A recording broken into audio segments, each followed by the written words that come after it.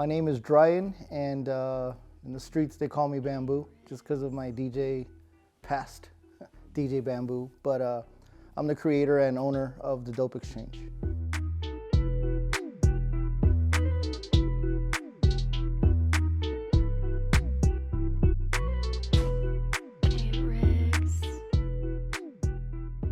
The DopeXChange is it's multiple departments, right? It started off with obviously an event. Me and a couple of guys were just sitting around one day figuring out what the next move is going to be, because we weren't doing events for a while. So we wanted to do something grand where we incorporate, music, photography, art, all the streetwear stuff we're into, the artists themselves. Because of my background in like screen printing and helping other brands become a brand, I wanted to throw an event where the exchange of dope is what they're doing at this event. So the DopeXChange is more than just, for us it's the apparel, Mr. Moneybags, stuff like that, but it's basically started as that. It's the event where different artists can, again, connect in a place where the space is dope for them to exchange whatever their art is, Mr. Moneybags has, money bags, right? It's basic, but in those bags, it can be whatever you consider is dope. That's the currency. So that's the exchange of dope, which is the DopeXChange. Because I grew up in the 90s, the word dope is probably the most important word in the dictionary for anybody, street, hip hop, music. To me, it's dope to me. Obviously, it's one of the you can't be above that. If Busta Rhymes says, yo, you got some dope bars or whatever, that is like the highest compliment from the Almighty himself, which is the word dope. That's what it means to me. If you're in the streetwear space, you have a huge responsibility and an obligation if you decide to tell everybody you're in streetwear, because streetwear is everything you grew up with, all your life lessons, all the stuff you liked, the stuff you didn't like. Some people put it in art, some people put it on the walls, some people put it on t-shirts. Some people express themselves by skating or riding a bike. So streetwear is not just what you wear per se. I think it's what it resembles about you that makes you want to wear that, so other people can connect, because there's a lot of people who don't know how to connect.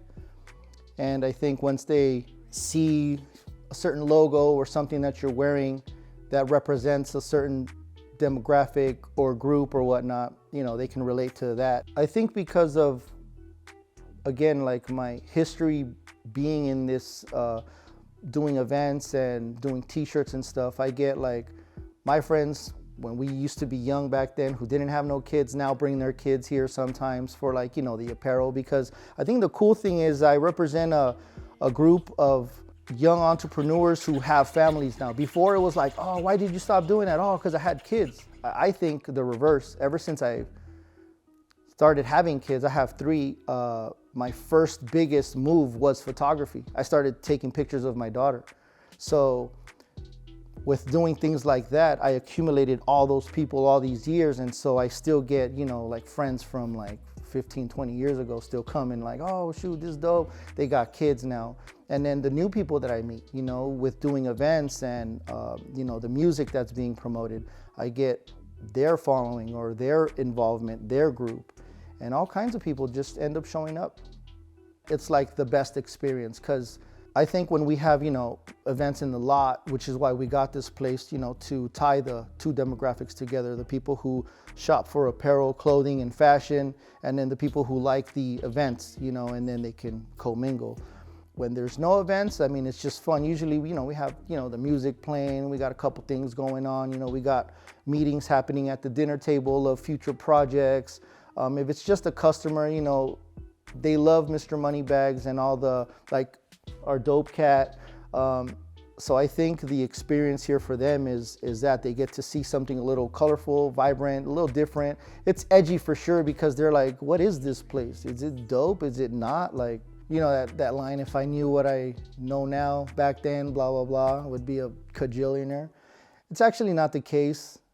I think the first tip is to do some homework. Most of this stuff does come from the gut feeling of like, yo, I'm really passionate about whatever it is in the space of art, right? Because it's subjective. So I think the number one thing is to really figure out how you're gonna push this out into the world.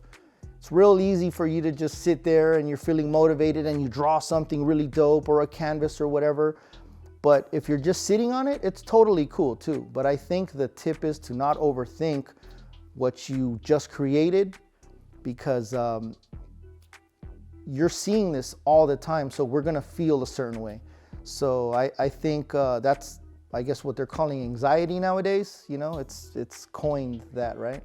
So I think that don't overthink it and really figure out how you're gonna push your art if that's really what you wanna do. For me personally, I don't really wanna have just a store. You know, like my wife, she's been in retail, you know, growing up, so she knows the ropes, having a store, managing a store, stuff like that.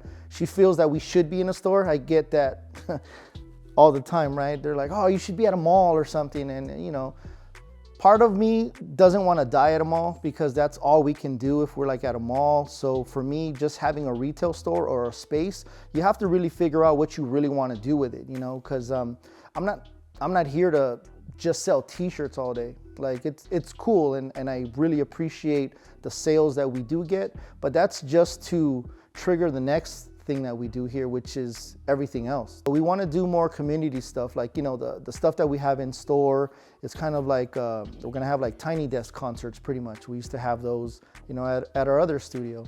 That stuff, I mean, any excuse to be around music is gonna be my number one thing that I'm gonna be pushing out there. So that, the events, we have car shows coming up, a whole bunch of fun stuff. We just got some machines to make milkshakes, so that's going to be exciting because one of our partners has a milkshake business and whatnot, and so, you know, they were gracious enough to be like, yo, it'll be great, the summer's coming, springtime, you know, the kids, we're about to launch our skate shop here, so that's going to be one of the things. So yeah, that's all coming. When you check us out online and you want to come and see the shop or whatnot, just know it's not just like a regular shop to just go and shop. And I get it, you know, it's just not a regular retail store. You can do so much more here. You know, I'm open to obviously discussing other events and different projects, stuff that like impacts community and everything here in Vegas, because Vegas is super small, but it's I guess the land of opportunity, right? And we just got to do it ourselves.